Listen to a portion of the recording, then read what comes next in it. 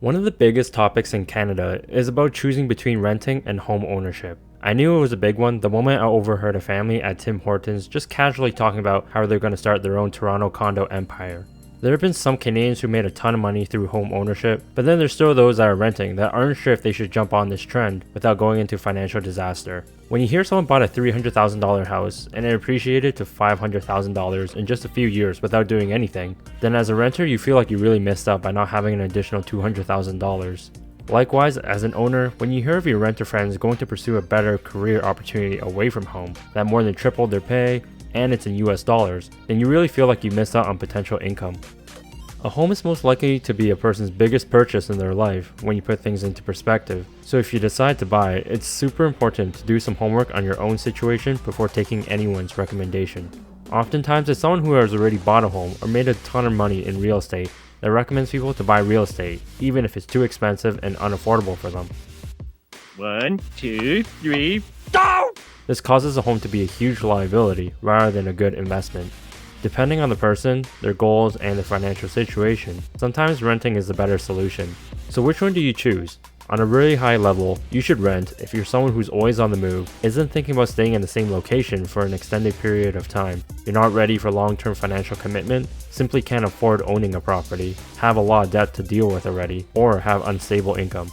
You should own if you have intentions of staying put, you're financially ready and okay with heavier and long-term financial commitments, and you have stable income. But how do you know if you're financially fit for owning? The Canadian Housing and Mortgage Corporation, or CMHC, says lenders like the Canadian banks go by the gross debt servicing and total debt servicing ratios, or GDS and TDS. Simply if you don't meet these two ratios, then lenders see you as a higher risk borrower, might charge you higher interest rates for your mortgage, or might just simply deny your mortgage application. I wouldn't say that these ratios are meant to stop you from home ownership, but it's more so that as a borrower, you don't self-destruct on your debt burdens. GDS is essentially what you would pay in total for housing like mortgage, property taxes, and management fees and placed against your gross income or salary, and that amount should be 35% or less. For instance, let's say your salary is $50,000, which is the same as $4,167 per month. Let's say your home payments are expected to be $2,000 per month. The GDS ratio would be 48%. That's over the recommended amount, so the debt would be a huge burden for you. To figure out the monthly salary recommended, you can take your expected home payments and divide it by the 35% requirement. From our example, $2,000 in monthly home payments should require a monthly salary of $5,714, which is around $68,500 per year. Likewise, if you want to figure out how much home payments your income or salary can support, multiply it by 35%. From our example, $4,167 per month salary supports home payments of $1,450 per month.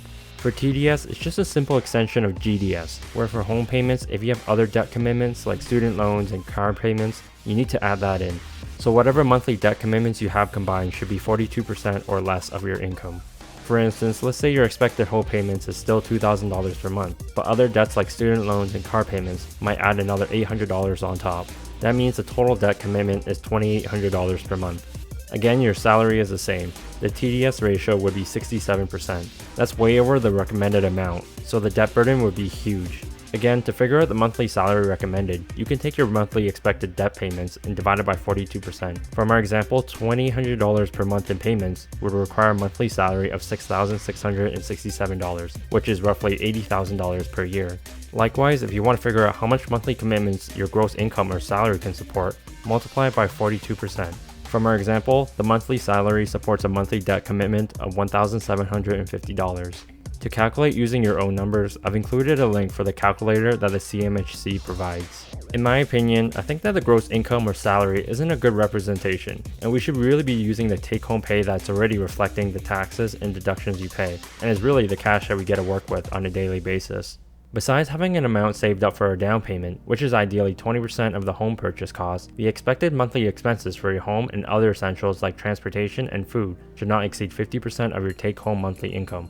For instance, if you're looking at a $500,000 property to buy, you should ideally have a down payment of $100,000 ready, and you would borrow the difference of $400,000 by getting a mortgage. The monthly house payments on that, including mortgage, property taxes, and maintenance, might be $2,400 per month. Food and transportation might be $800 per month if we're lucky. So in total, essential spending is $3,200 per month. Since that should be half of the take-home income, the owner needs to earn $6,400 per month, which is $76,800 per year in take-home income. If this is a two-person effort or partnership, they each need to make $38,400 each. Since we're talking about after-tax money, then the gross salary would need to be roughly $45,000 each. If this was a one-person effort, then they would need a salary of $100,000 since they're in a higher tax bracket. So I spent some time thinking about a list of renting and owning strategies to make the best out of your situation. You can always rent at cheaper locations. This often means further away from the city or not a highly sought neighborhood. If you know that the market rents are going up a lot every year in your neighborhood, it's something to think about. You can rent and invest the savings that you would have otherwise used as payments with owning. So if you're paying $2,000 per month in rent, but you would be paying $2,500 per month if you owned the place, you should be ideally investing the difference of $500 in conservative investments. You can also split the costs. You can do this by renting with others, owning a place with it partially rented out for additional income like a basement, or own it with a spouse, a partner, or multiple partners. You can also check out something called rent hacking. It's when you would rent out an entire unit yourself, then you would go find roommates to fill the individual bedrooms in the unit. For instance, if you find a 5-bedroom house renting for $4,000 per month, you would bear the responsibility of this monthly rent. You live in one of the rooms and find 4 sublet roommates willing to pay you $1,000 per month. This covers the $4,000 per month responsibility. You essentially get to live for free if this arrangement works out. When you're ready to settle down and you're financially prepared, rent and invest the savings to a point in time where you can withdraw the savings towards purchasing a home. You can also own a place that's more affordable and cheaper, which is often further away from the city or in a different city altogether. You might not get the best investment that you want, but you'll benefit with any market value appreciation. If deciding to own in a different city that's cheaper, you can always rent it out, or you can even hire a property manager to watch it for you. You might even get decent rental income if the math works out, but mostly if the property appreciates in value, you can always sell it and use the gains as a bigger down payment for a new property purchase in the city that you desire. Alternatively, you can also look for pre-construction properties like condos. You can put a smaller deposit at the start and are expected to be able to purchase the property when it's fully constructed. Usually there's a few years time gap until it's fully constructed, so you have time to build up savings. During this time, the value of the property can appreciate while you wait for it to be built. If you decide not to close on the property when it's fully constructed, you might want to check for an assignment sale optionality. This allows you to sell the property and secure the market gains without needing to fully close on the property purchase. You can also check out a not very commonly used strategy called rent to own. This is where a tenant rents from a landlord with the intention and agreement of buying the property after a certain amount of time passes. The future purchase price of the home is arranged ahead of time, and tenants have more reason to pay rent and treat the property well because they intend to own it in the near future. So I've also developed a full pros and cons list for both renting and owning. There's really 3 categories I would break it down to: mobility, financial, and quality of life. There's a lot of factors to think about between renting and owning, and when it comes down to it, there's not really one right answer, and again, it depends on the person's goals and situation. Let's talk about renting. For mobility, some of the pros would be that you would be able to move cities or countries to pursue different job opportunities. There's a lot of flexibility in changing the location or size of the place that you're living in. There's more possibility to rent close to your workplace to limit your daily commute time. And if your job is remote, it's easier to rent anywhere in the world. I've read about people in California with remote jobs moving to Bali to avoid the high cost of rent while keeping their higher paying jobs. In terms of cons, it could be quite annoying to move around a lot and the feeling of instability. If you have a lot of belongings, it can be expensive to move everything. It's hard to justify buying large items since moving them would be really costly and annoying. And you might have to spend time getting rid of stuff when moving out and thinking about relocation. In terms of financial, the pros would be that your monthly expense is probably more predictable and less than owning because it's just the rent paid and utilities that you have to think about. You're likely to have more savings, allowing you to invest in other ways like stocks, businesses, or your education.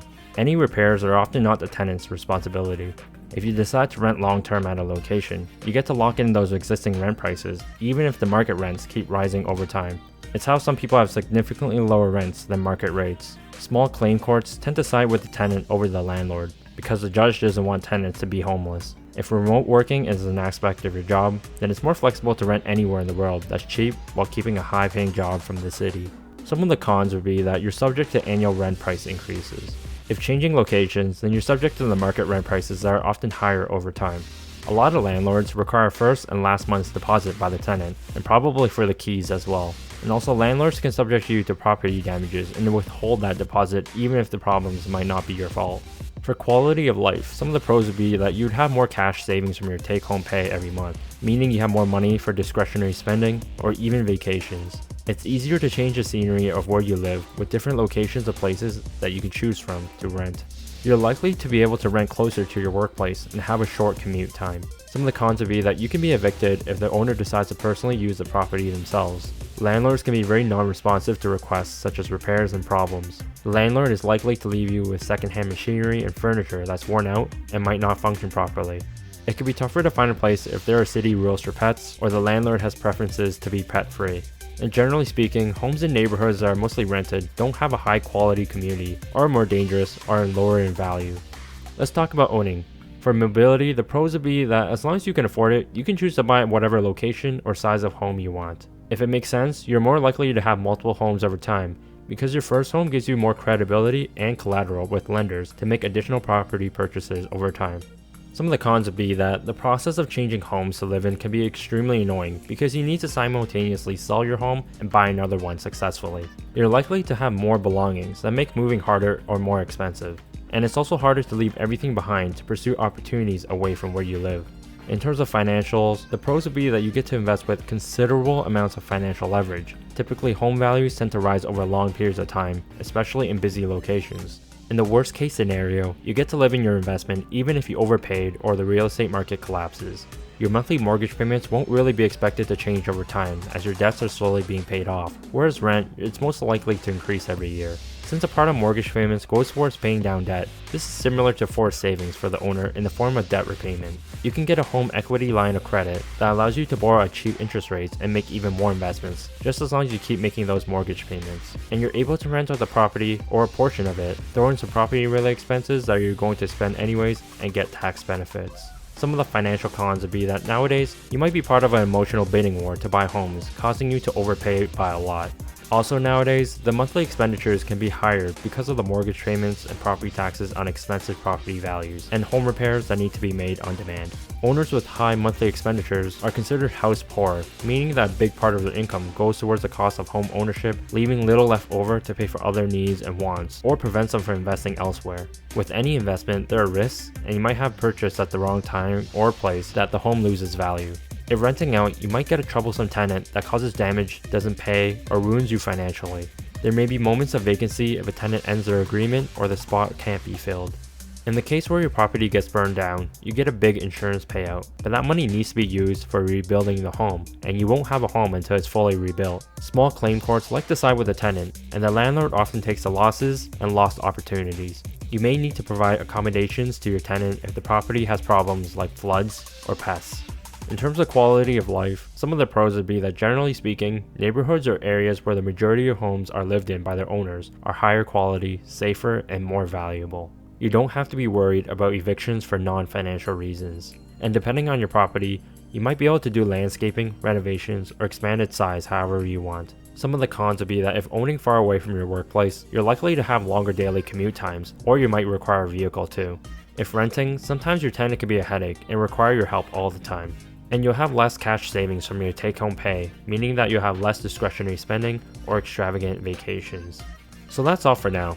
If you enjoyed this video or learned something new, please share this video with a fellow Canadian that you think would also appreciate and benefit from the knowledge. Let me know in the comments below what you think about renting versus owning in Canada, and I'll see you next time.